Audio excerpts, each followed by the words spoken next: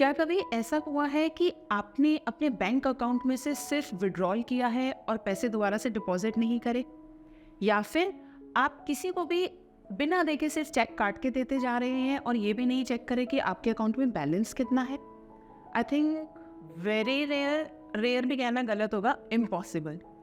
तो same way हम अपने रिलेशनशिप में ऐसा क्यों करते हैं कि हम सिर्फ और सिर्फ नेगेटिव सिचुएशंस को कलेक्ट करे जा रहे हैं और उस चीज़ को कंपनसेट करने के लिए कोई भी पॉजिटिव सिचुएशन को उस चीज़ का काउंटर पार्ट नहीं करते हैं?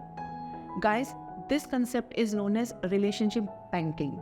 जिस तरीके से आप अपने अकाउंट बैलेंस का ध्यान रखते हैं, उसी तरीके से आपको अपने रिलेशनशिप बैलेंस का भी ध्यान रखना चाहिए। Hello everyone, I am doctor Parul Singh, your coach for life, और आज हम डिस्कस करेंगे रिलेशनशिप बैंकिंग के बारे में। ये होता क्या है और इस चीज़ को हमें मेंटेन कैसे करना है। गाइस, जिस तरीके से आप एक बैंकिंग डिटेल्स को हमेशा मेंटेन करके रखते हैं, उसी तरीके से हमें अपने रिलेशनशिप बैंकिंग अकाउंट को भी मेंटेन करके रखना चाहिए। मान लीजिए आज कोई एक नेगेटिव सिचुएशन हुआ, उसको आप काउंट कीजिए कि आज मैंने अपने रिलेशनशिप अकाउंट में से कुछ विड्रॉ किया। तो अगर आपने आज कुछ विड्रॉ किया है तो ऑब्वियसली आपका माइंड फोकस किस तरफ रहेगा? यार आज है ना 10 रुपये विड्रॉ किए हैं, कल है ना इसकी जगह में 20 रुपये डालता हूँ, या फिर 50 रुपये डालता हूँ, या फिर 100 रुपये डालता हूँ, कैन बी एनी अमाउंट। या फिर एक इंसान ये भी कह सकता है कि चल यार 10 डाले तो 10 तो डाल ही दो, जितने ऊपर के होंगे वो देखी जाएगी। अब अगर इस एग्जाम्पल को हम अपने रिलेशनशिप के किसी भी नेगेटिव सिचुएशन के साथ समझे, तो सबसे बड़ा एक ये है कि आज आपके रिलेशनशिप इशू में कोई भी एक नेगेटिव सिचुएशन हुई। अब हम यूजुअली करते क्या है, हम उस नेगेटिव सिचुएशन के साथ नेगेटिव थॉट्स को ही ऐड करते चले जाते हैं, जिसमें हमारा एक नेगेटिव बैलेंस जो है हमारे रिलेशनशिप अकाउंट में एक्यूमुलेट होता चला जाता है। लेकिन अगर इसके कॉन्ट्रेरी, इसके ऑपोजिट अगर हम ये करें कि मान लीजिए आज कोई नेगेटिव सिचुएशन हुआ और हम अपने ब्रेन को ये फोकस करते हैं कि यार कोई भी 5, 7, 2, 4, 5, 6 कोई भी काउंट आप ले सकते हैं, हम उस चीज़ को फोकस करें कि इस चीज़ को, नेगेटिव सिचुएशन को ओवर पावर करते हैं किसी भी पॉजिटिव सिचुएशन के साथ, या फिर कुछ ऐसा क्रिएट करने की कोशिश करते हैं जिससे कि हमारे रिलेशनशिप में आज कुछ भी 4-5 चीज़ें पॉजिटिव हों।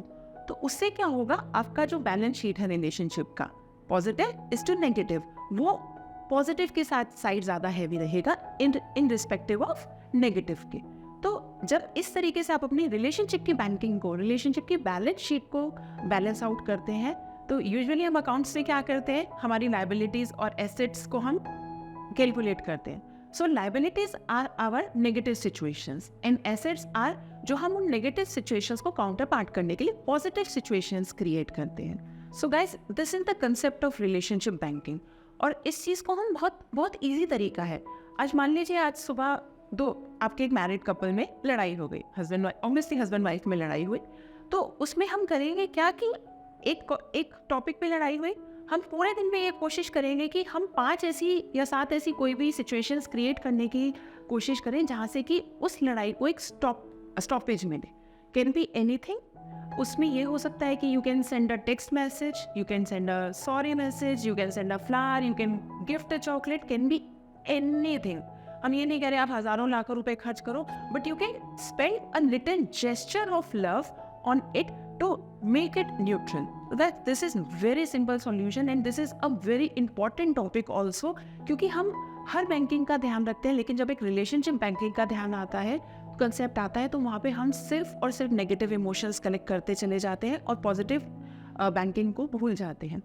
इस तरीके की किसी भी प्रॉब्लम को अगर आप अपनी मैरिड लाइफ में फेस कर रहे हैं, तो you can connect me on the given number on the screen.